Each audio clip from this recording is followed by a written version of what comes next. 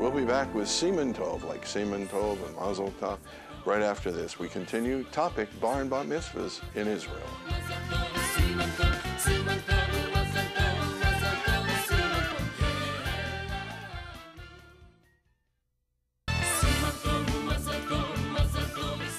Well, shalom and welcome back. We're going to talk about simcha with simantov. Simantov, mazel tov, da, da, da, da, da. I love that song. So joyful. Yeah. Isn't it? It is. And it's a song about you. My name is Simantov, yeah. It is the perfect name for what we're doing. Exactly. And what you're doing, if I got this correct, it's not too complicated, is you're helping people, youngsters right now, celebrating their bar and bat mitzvahs by doing it in Israel. Oftentimes, yes. I assume the child and the family celebrate the simcha back in the United States, and then they do it again in Israel to kind of cement that connection between Israel and America, or Israel and the child.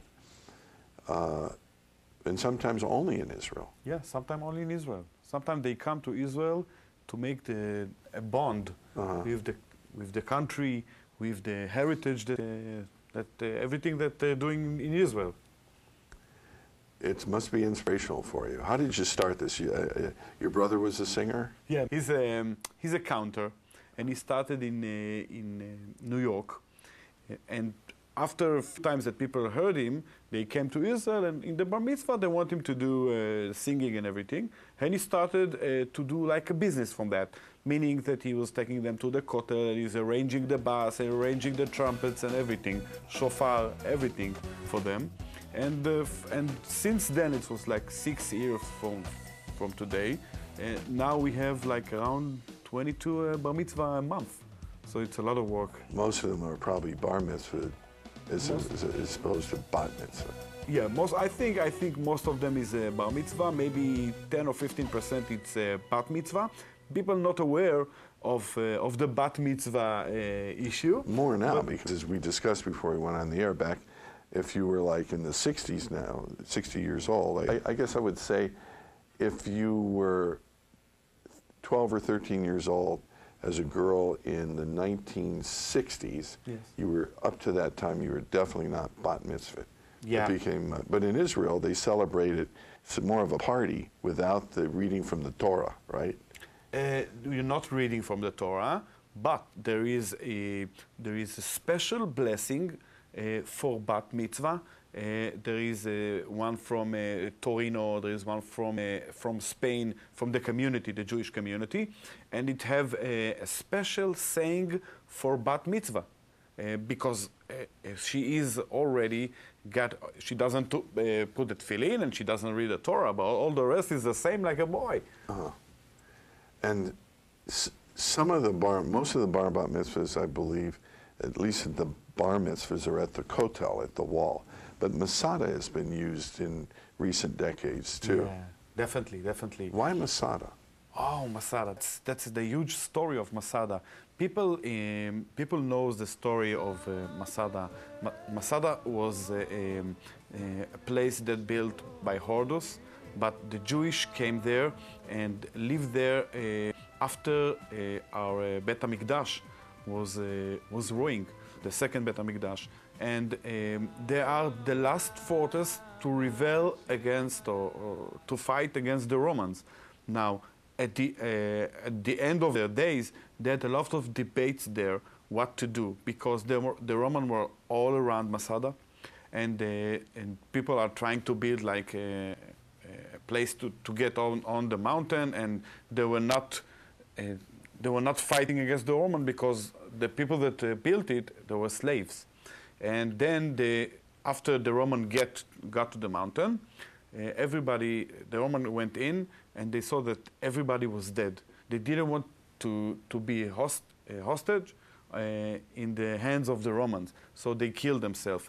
So this is the story of the Jewish that were very brave until the last moment, and in the last moment they didn't give up, they killed themselves. So this is a very special place. They don't do only bar mitzvah in Masada. They do also military ceremonies, because this is like the sacrifice that we're willing to give for our country. So they do it also in Masada. We do it also in Masada. We had a very nice bat mitzvah there a few months ago, and we do it in Jerusalem in the Kotel. But in the Kotel, it's not only in the Kotel, it's all the way from Zion Gate through the old city in Jerusalem, singing and dancing and having the bar mitzvah. It seems like you wanted the celebration filled with a lot of freilach, is what we say in America, the old term of joy, lots of happiness. A lot of happiness, because this is like a marriage to the Torah. When you put tefillin, you say, "Ve'erastich li le'olam." Ve'erastich means to be engaged. So the kid is being engaged with the tefillin, with the Torah. It's a lot of things. We put chuppah, maybe we can see in the video, we put a chuppah above the bar mitzvah boy and the family, and you go with the chuppah, with drums and singing, a lot of simcha like that.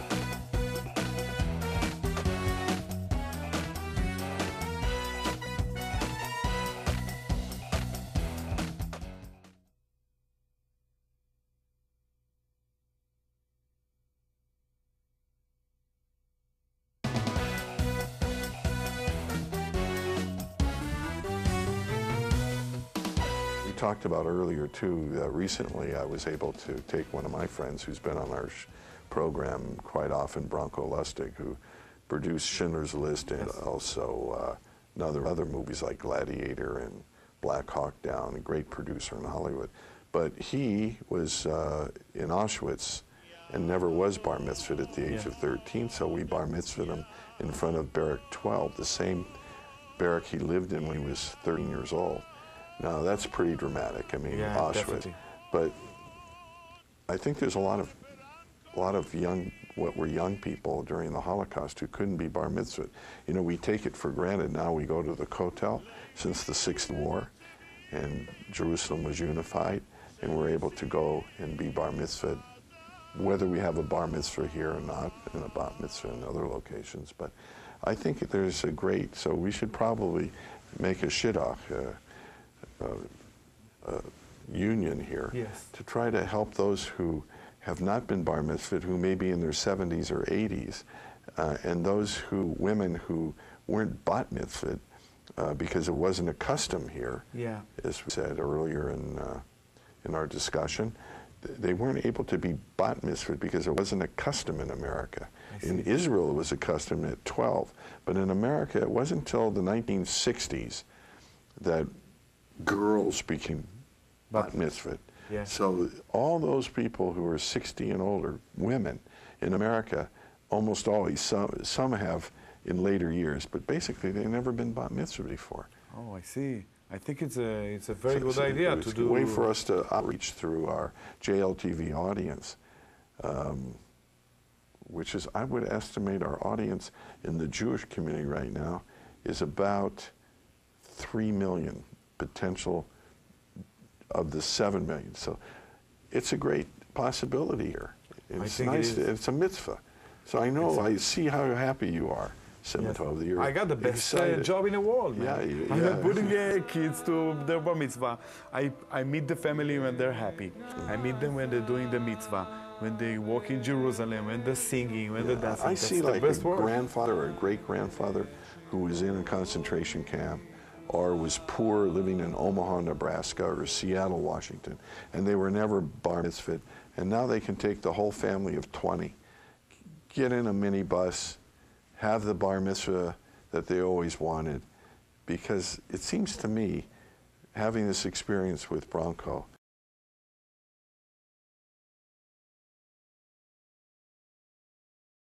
and his bar mitzvah, that if you're not bar mitzvahed, you don't feel, if you never were, you don't feel total.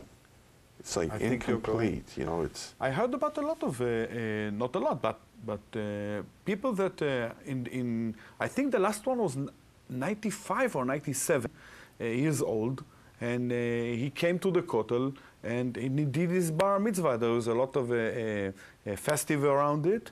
We were not the one that took care of everything, but he did a bar mitzvah at the Kotel. And I think it's a great idea that people that didn't have the chance and they're willing to come to Israel, we can give them very good experience, a Jewish experience, to do the bar mitzvah. Look, I can give you the example of my son, who's 42, was bar mitzvah at the kotel and became a rabbi. Wow. But you know who sang? 42? You know who sang at his bar mitzvah at the kotel? No. Shlomo Karlebach. Oh. Yeah, he's well known. And 42, like Rabbi Akiva. Rabbi Akiva also, they saying Rabbi Akiva was until the age of 40, he was not religious because he didn't have any reason. Then after he got to 40, he wanted to marry, and his father-in-law told him, okay, you got to be big in the Torah.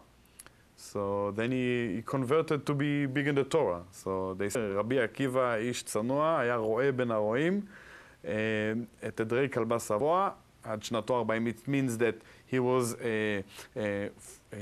taking care of the sheep, one of the simple person, until he was 40, and then he became big in the Torah. He learned Torah. It's like big in the Torah and big in basketball. Tel Aviv. You can do both, right? Yeah, sure. Why not? Yeah. Why not? That's the complete life. Big in the Torah and big in basketball. Sure.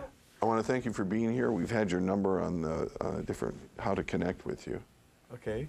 It's a world now where I know your U.S. operations are out of Seattle, but it doesn't make any difference if it's in Burbank, California, or Queens, New York, or Rishon LeZion in Israel, yes, where you live. Yeah, and I mentioned to simantov a bit of trivia about Rishon LeZion, which is where the Carmel winery was, and the Rothschilds helped to bring wine to the consumer of Israel and around the world. But that's where the first telephone was, in Rishon LeZion at the Carmel winery.